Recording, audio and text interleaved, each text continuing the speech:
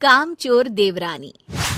एक बार की बात है, सुषमा अपने पूरे परिवार के साथ खुशी खुशी मोहन नगर में रहती थी। उसकी 2 बहुएं थी, पल्लवी और शिवानी।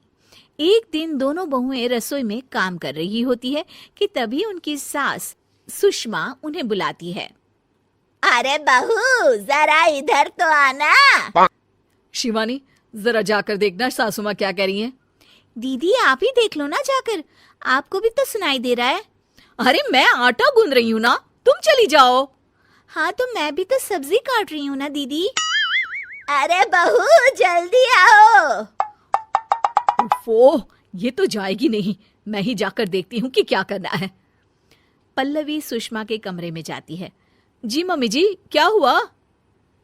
शाम को घर पर कुछ मेहमान आने वाले हैं, तो तुम अच्छा सा खाना बना लेना बहू।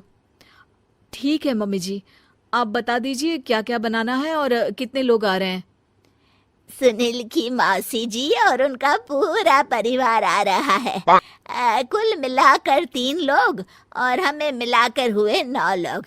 तो अभी से ही तैयारी करना शुरू कर दो। और हाँ, घर की सफाई भी कर देना, हाँ अच्छे से। जी मम्मी जी, सब काम हो जाएगा, आप चिंता मत कीजिए। पल्लवी शिवानी को घर में मेहमान आने वाले हैं इसके बारे में बताती है। क्या 9 लोगों का खाना बनाना होगा, घर की सफाई करनी है? बाप रे, सासू माँ ने तो हमें घर की नौकरानी ही समझ कर रखा है। ऐसा नहीं बोलते शिवानी, हम इस घर की बहू हैं और घर के काम करना हमारा फर्ज है। दीदी तो है ही सासू माँ की चमची, जब देखो सासू माँ सासू माँ। मैं तो इतना सारा काम नहीं करने वाली। शिवानी कपड़े लेकर गमला साफ कर रही होती है और चक्कर आने का नाटक करने लगती है। मेरा सर चकरा रहा है। तभी वहां पल्लवी और सासू माँ जाते हैं। अरे बहू, क्या हो गया तुम्हें? मम्मी जी, बहुत तेज सर में दर्द हो रहा है।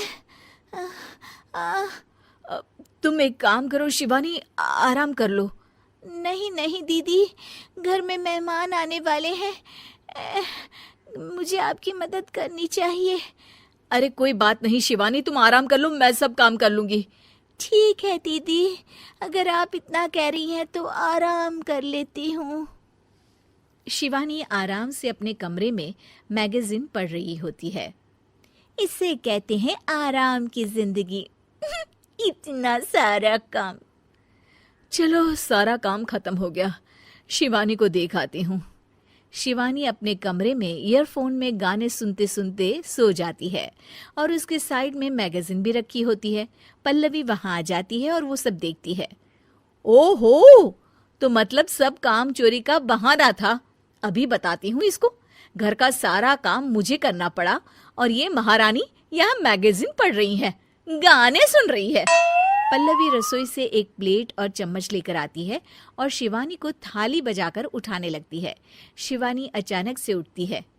उठ गई महारानी, गाने भी सुन लिए, मैगजीन भी पढ़ ली। तुम तो बहुत बड़ी झूठी निकली शिवानी।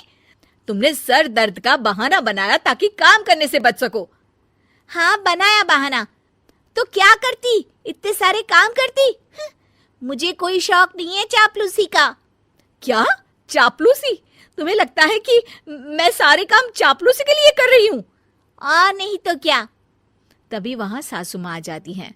अरे बहू, वो लोग बस आने ही वाले हैं, तुम तैयारियां कर लो। जी सासू माँ, तुझे तो मैं बाद में देखती हूँ। सब खाना खाने बैठते हैं और खाना शुरू करते हैं। तभी सुनील की मौसी बोलती है। वाह भाई वाह, खाना तो बहुत ही अच्छा बना है सुषमा जी, एक एक चीज में क्या स्वाद है। ये सुनकर शिवानी मुंह बना लेती है। उसे अपनी जेठानी की इतनी तारीफ रास नहीं आती। आपकी बहुएं तो बहुत ही अच्छा खाना बनाती हैं। हाँ बनाती तो दोनों ही अच्छा है, पर आज ना ये सारा खाना बड़ी बहू ने बनाया है। छोटी बहू की तबीयत ठीक नहीं थी, सो इसलिए। मानना पड़ेगा सुषमा जी, आपकी बड़ी बहू तो बहुत ही गुणवान है। पल्लवी की तारीफ सुनकर शिवानी को जलन होती है। पल्लवी ये सुनकर खुश हो जाती है और शिवानी की तरफ देखकर उसे चिढ़ाती है। कुछ देर बाद मेहमानों के जाने का वक्त हो जाता है। मौसी जी सबके लिए उपहार लाई होती है। वो सबको शगुन के पैसे देती हैं और अंत में पल्लवी के पास आती है। तुम्हारे लिए शगुन का लिफाफा तो है ही, पर बहू तुम्हें एक और उपहार भी मिलेगा इतना अच्छा खाना बनाने के लिए। मौसी अपने सोने के कंगन निकालकर पल्लवी को पहना देती है। ये लो, ये मेरे मनपसंद कंगन है, अब से ये तुम्हारे हुए। धन्यवाद मौसी जी। ये देखकर शिवानी तो पूरी तरह से जल जाती है और गुस्से से रसोई में चली जाती है। तभी वहां पल्लवी आ जाती है और उसे अपने कंगन दिखाने लगती है। देवरानी जी, अब आपका सर दर्द ठीक तो है ना?